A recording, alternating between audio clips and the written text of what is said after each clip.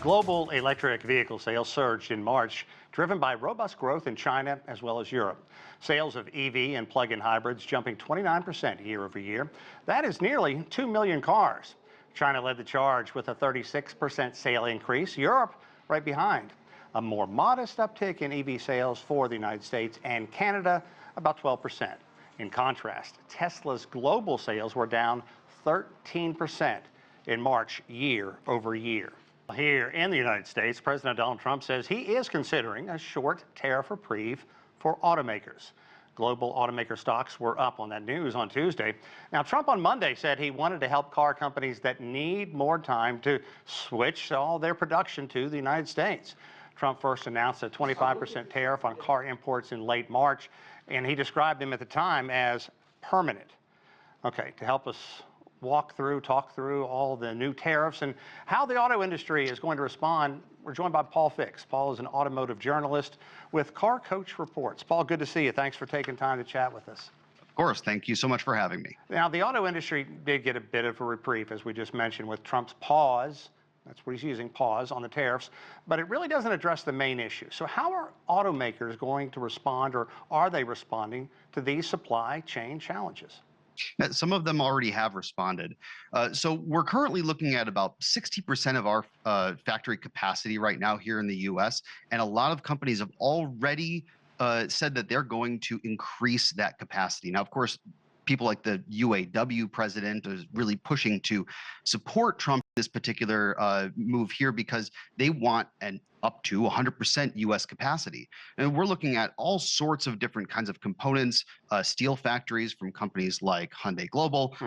There's a lot of moves going on here where they're trying to future-proof themselves. So whether or not Trump decides to pause these tariffs or make certain moves, because things seem to be changing day to day now.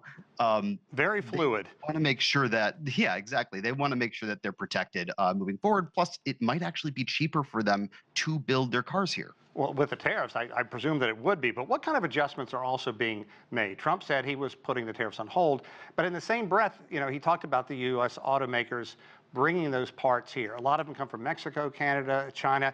Is it really feasible to believe that all these automakers are going to relocate their manufacturing here?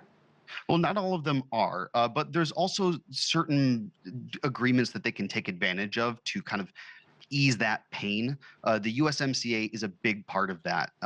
Trump has kind of hinted towards, but again, things are changing quickly, towards backing off on vehicles that are through vehicles and parts that are built through the USMCA. So parts that are coming from Mexico and Canada, which is actually quite a lot. And there's some full cars that are built there. That will help kind of ease a lot of that pain. There's also other countries, 130 countries that Trump is trying to make agreements with right now that may have less tariffs than places like China, where a lot of other parts are made.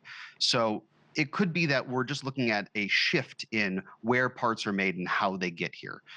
Indeed. Okay, it's difficult right now, however, for the U.S. auto industry, as it is so many other industries, to move forward with so much uncertainty. We talked about that fluid activity. So will they be hit with tariffs? And if China really does get saddled with 145% tariff, would any car parts actually come from there? I mean, what would it do to the price of an auto? Sure.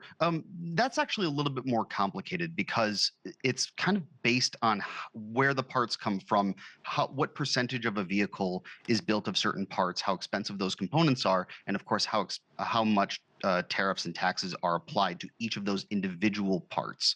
So the steel and aluminum industry is getting taxed, and places like or companies like Hyundai are going to build a new steel factory here in the U.S., and they already have 3 very large production facilities here that they're talking about ramping up.